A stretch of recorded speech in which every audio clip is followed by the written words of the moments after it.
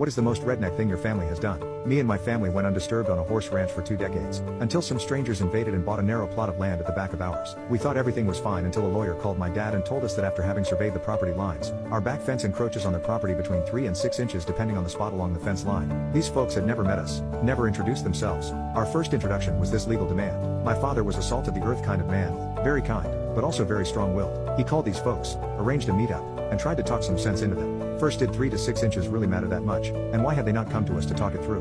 He even offered a number of different compromises. These folks were hostile from the get-go. They demanded he move the fence immediately, or they would sue. Apparently the law stated they had to put their house so far away from our fence line, and they wanted to push it as far back from the road as they could when they built it, so they wanted that 6 inches very badly. I still remember when my dad got home from the meeting. He hung his hat up and shook his head when he told my mom in his slow way, "Well, looks like we got the kind of folks for neighbors you don't ever want to have for neighbors." They sued and won, and we were forced to move the fence in 2 weeks. I say we because I was the free slave labor, as all farm kids are in this kind of thing. All that fencing